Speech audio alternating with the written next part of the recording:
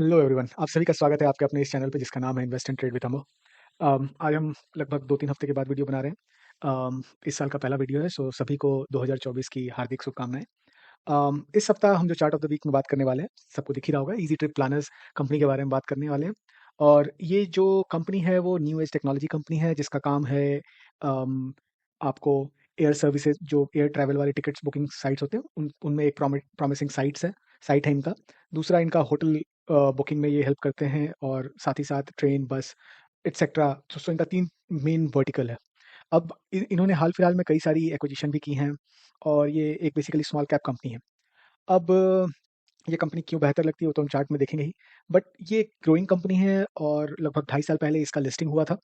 और आज के दिन में हम जितने भी ज़्यादातर जो हम लोग टिकट बुकिंग करने जाते हैं, तो ज़्यादातर लोग जैसे कि मेक माई ट्रिप डॉट कॉम है, इको आई वीवो है, एक यात्रा एक लिस्टेड कंपनी है। बाकी ईजी, ये पर्टिकुलर जो पोर्टल है ये भी काफ़ी पॉपुलर है, और इसका हम लोग अभी फाइनेंशियल देखेंगे कि कैसे इनका ये कैसे एक एक अपॉर्चुनिटी प्रोवाइड कर रहे हैं हमारे अपने लिस्टिंग के लिए। जैसा कि आप समझ ही गए हैं कि ये बेसिकली ट्रिप प्लान करते हैं। और अब इस कंपनी के बारे में हम समझते हैं। इस कंपनी का पी अभी 50 का चल रहा है, और पिछले जो भी ये 3 साल 2.5 साल में लिस्टिंग हुआ है, इनका एवरेज मीडियन पी 66 का रहा है। ठीक है?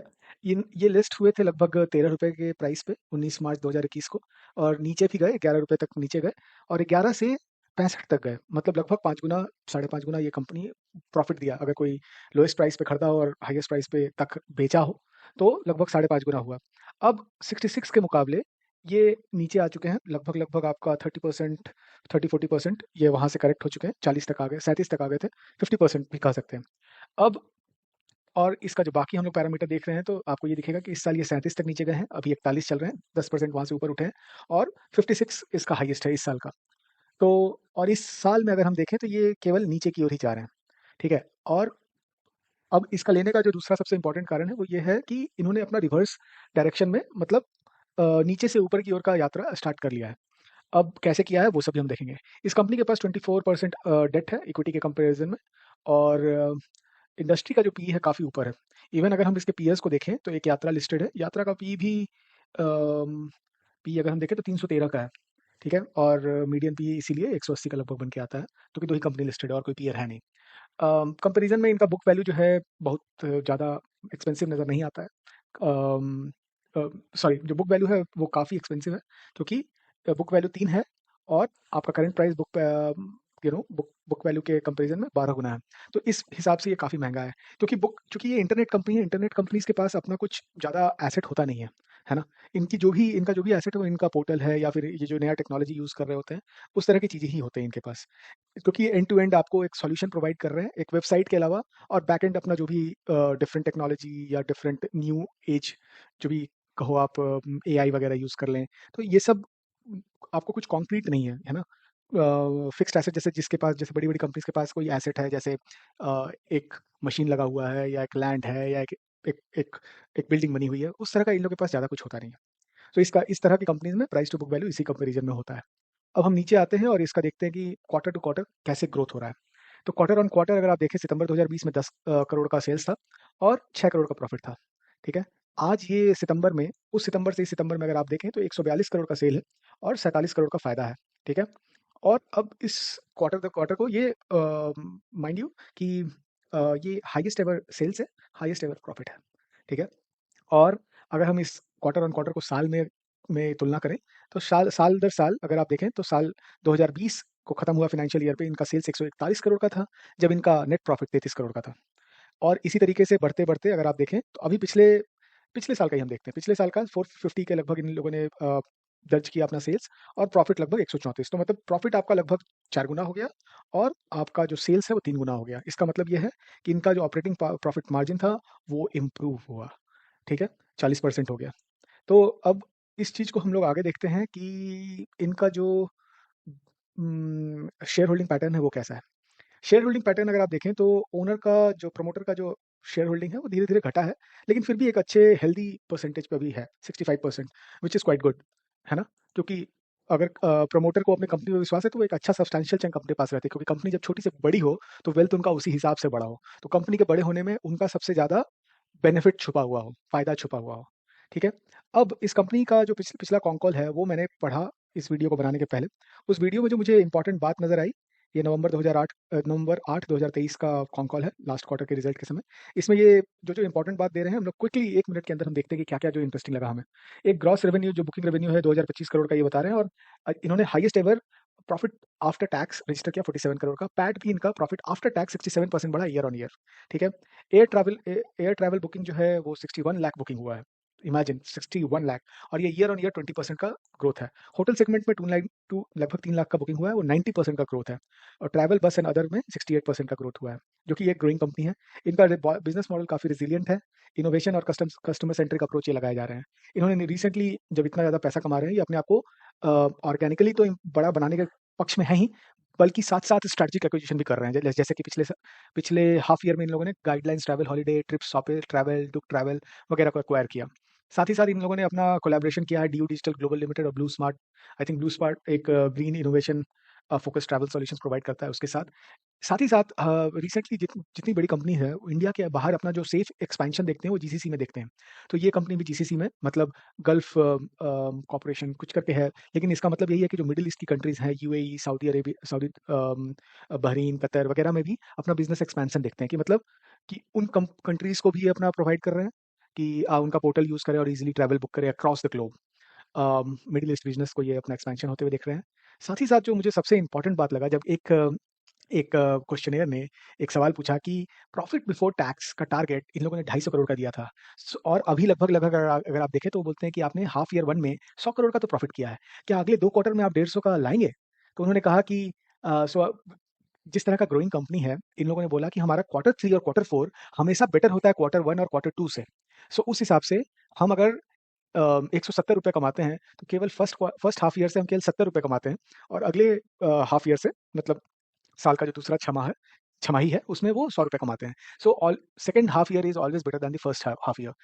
ये इंडिकेट करता है कि आने वाला जो 6 महीना है, जैसे अभी अक्टूबर, नवंबर, दिसंबर क्वार्टर का रिज़ल्ट अभी आने वाला है, और वो पहला क्वार्टर होगा सेकंड हाफ ईयर का। तो इस चीज़ को मैंने सब्सटैंशिएट भी करना चाहा कि क्वार्टर दर क्वार्टर मैं देखता हूँ कि क्या सही में, तो अगर 2020 का देखें तो 22 और 30 करोड़ होता है, मतलब प्रॉफिट बिफोर टैक्स हमें देखना है तो 29 और 42, हमारे पास जुलाई का तो नहीं है, लेकिन 9 करोड़ था। अगले साल में आते हैं 21 और 36, और सेकंड हाफ ईयर में 54 और 32 ज़्यादा रहा है। फिर 2022-23 का देखते हैं तो 44 और 39, और सेकंड हाफ ईयर में 57 और 44 डेफिनिटली ज़्यादा है। अगले इस साल में अगर इन लोगों ने 35 और 65, मतलब 100 कमाया है, आगे 150 आने वाला है।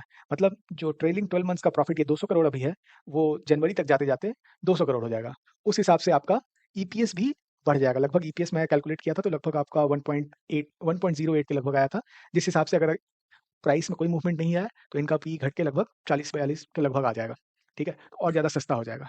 लेकिन अगर आप कंपैरिज़न करें कि प्राइस जो है पिछले बार के हिसाब से मार्च 2023 में जब इतना था, और खुदा ना खास्ता आप मान के चलें कि हम 2 साल के लिए कंपनी में पैसे डाल रहे हैं अभी के दाम पे, और जब ये कंपनी नेट प्रॉफिट दर्ज करने लगे आपका 250 करोड़ का, है ना? 250 या 300 करोड़ का, तो क्या पैसे यहाँ से डबल नहीं होंगे? आराम से डबल होंगे। अगर 2 साल में आपका पैसा डबल भी होता है तो सीएजीआर 40% से ऊपर का होता है। हमें ऐसी कंपनीज़ चुननी है जिसमें कोई फ़ॉल्ट नहीं हो, नीचे आने का कोई कारण नहीं हो। नीचे आने का सिर्फ़ एक ही कारण था कि आपका प्रॉफ़िट उतना बढ़ा नहीं जितना कि प्राइस ने मूवमेंट दिखा दिया। ₹13 से 65 गुना, 5 गुना। क्या 5 गुना पैसा हुआ था? 5 गुना नहीं हुआ था, लेकिन प्राइस मूवमेंट उतना हो गया। तो उसको करेक्शन देखना ही था। जब ओवर एक्सपेंसिव कोई कंपनी हो जाती है, तो वो ऐसी करेक्ट होती है। अब हम लोग क्विकली इस कंपनी का चार्ट देखेंगे, क्योंकि हमने सब कुछ समझ ही लिया है। तो चार्ट हम जो देखते हैं, ये मैंने डेली चार्ट खोल रखा है, और इसको मैं अगर बड़ा कर दूँ, तो मैं आपको केवल दिखाना चाहूँगा कि आप ये वाला देखें। मैं इसको थोड़ा डार्क कर देता हूँ, 3x, और आप ये देखें, ठीक है? तो इन दोनों जो डार्क किया हुआ लाइन्स हैं, उससे मैं ये दिखाना चाहता हूँ कि जब ये जो स्टॉक नीचे की ओर चलना स्टार्ट हुआ, लगभग दिसंबर 2022 से 1 साल पहले, तो ये लोअर हाई, लोअर लो बनाते हुए जा रहा था, है ना? तो इस चीज़ का ब्रेकेज कब हुआ है ना? इसका ब्रेक आपको इस पॉइंट से आने के बाद हो ही गया है, क्योंकि इन लोगों ने अपना बेस बना लिया। ये एक सपोर्ट पॉइंट बन चुका है 37.15 का। क्यों? क्योंकि इस पॉइंट पे अगर आप देखें, तो एक एक सपोर्ट आपको यहाँ मिला, दूसरा सपोर्ट आपको यहाँ मिला, तीसरा सपोर्ट आपको यहाँ मिला, चौथा सपोर्ट आपको यहाँ मिला, लगभग नीचे आया, टच नहीं किया, लेकिन इसको भी हम वही कंसिडर करेंगे। और उसके बाद ये आके फिर से इसको टच किया है। हो सकता है कि अब ये इसको ब्रीच ना करे इस ट्रेंड लाइन को, लेकिन इस इस तरह का जो भी हम लोगों को एक वेज पैटर्न मिलता है, तो ये कभी ना कभी जाके ये रेखा आपको यहाँ पे मिलेगी, ठीक है, मान के चलते हैं। लेकिन ये हो सकता है कि कुछ समय भी लगे, जैसे ये भी रेखा है। इसके पहले इसमें ब्रेकआउट आना ही आना है। इस रेखा को या तो ये नीचे जाएगा या तो ऊपर जाएगा। लेकिन चूँकि सपोर्ट यहाँ पे इतनी बार ले चुका है, इसका चांस, और कंपनी ग्रो कर रही है, तो नीचे जाने का चांसेस काफ़ी कम है। लेकिन हम मान लेते हैं कि अभी ₹41.40 का प्राइस चल रहा है। नीचे जाने की संभावना, अगर ये सपोर्ट तक भी नीचे जाता है, मानिए यहाँ से लेकर यहाँ तक, तो कितना नीचे जा रहा है? लगभग 9.5% का 9.2 नीचे जा सकता है। लेकिन ऊपर का पोटेंशियल क्या है? क्योंकि यहाँ पर ही साथ-साथ आपको एक कप विथ हैंडल का भी तो पैटर्न बन रहा है। जैसे कि यहाँ से अगर हम इसको लें, है ना? इसको हम लोग ड्रॉ करते हैं, ठीक है? ये ऐसे गया, ये यहाँ से गया, और यहाँ से जाके फिर ये ऊपर जाएगा, है ना? सो इसी टाइप का ये बनेगा। इसी का डेप्थ मैंने यहाँ पे मापा इस रेखा से। इसको इसके ऊपर, नेक लाइन के ऊपर अगर इसको मैंने प्लॉट कर रहा हूँ, तो 56.60 का टारगेट आ रहा है, और इस हिसाब से टारगेट जो यहाँ से बनता है लगभग 36.70 का बनता है। लेकिन अगर इस साल तो इन लोगों ने अपना ग्रोथ, अपना पोटेंशियल दे ही दिया है, जो कि लगभग 1.1 का 1.1 का लगभग आपको ईपीएस हो जाएगा साल भर का, मार्च तक का जो रिजल्ट आएगा। तो उस हिसाब से अगर हम इसको 66 का अगर हम वो दें, तो भी ये 66 का प्राइस टच करेगी। और जो इसका लाइफ टाइम हाई 73 का है, वो भी ज़्यादा दूर नहीं लगता है। लेकिन अगर किसी ग्रोइंग कंपनी में एक बार लोग पैसा लगाने लगते हैं, तो फिर उसमें पैसे का फंड, मतलब फंड इनफ्लो काफ़ी ज़्यादा हो सकता है। तो अगर मैं इसको लाइफ टाइम हाई तक भी रखूँ, क्योंकि highest ever sales, highest ever profit सब कुछ हो रहा है, तो कोई कोई संदेह नहीं है कि ये प्राइस भी कभी ना कभी टच होगी। कब होगी, कितने दिन में होगी, ये कोई नहीं कह सकता है। लेकिन मुझे लगता है कि अम, आपको हमेशा पता नहीं चलेगा कि हाँ, ये अब शेयर भागने की तैयारी में, मतलब एक पूरा मैच्योर हो चुका है फल, फल पकने वाला है। आपको उसमें पहले से ही खरीद के बैठना है, ताकि जब समय मिले, समय सही आए, तो आपका पैसा बन जाए। आपको कोई बताने नहीं आएगा कि हाँ, आज आप पैसे ले लीजिए, और अगर आप फुल टाइम इन्वेस्टर नहीं हैं, तो आपको अच्छे शेयर को सही दाम पे पकड़ लेना है। तो ये मुझे क्वालिटी शेयर लगता है। 36% से लेकर 70% तक रिटर्न आपका बन सकता है, और मतलब सेफ इन्वेस्टमेंट है। इसमें, इस कंपनी में मुझे कोई भी रिस्क नहीं नज़र आता है, एक्सेप्ट कि इसका डेट थोड़ा ज़्यादा है।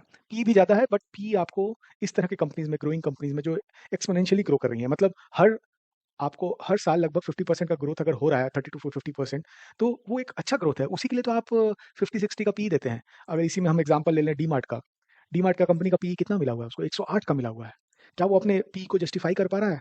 तो डेफिनेटली कर रहा होगा, कि हर साल वो ग्रो कर रहा है, हर साल 30-40% से ग्रो कर रहा है।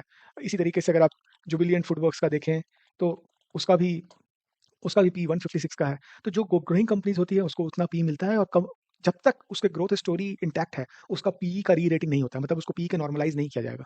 और ईज माई ट्रिप का मुझे डेफिनेटली लगता है कि अभी भी यहाँ से ग्रोइंग पोटेंशियल है।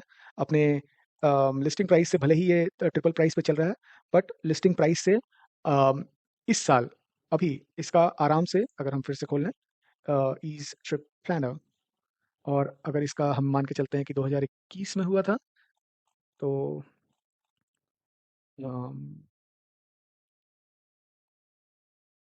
और हम ये कंसोलिडेटेड देखेंगे इसका, तो 33 से लेके अगर ये 200 इस बार टच कर लेता है प्रॉफिट आफ्टर टैक्स, तो यहाँ से 6 गुना हो गया।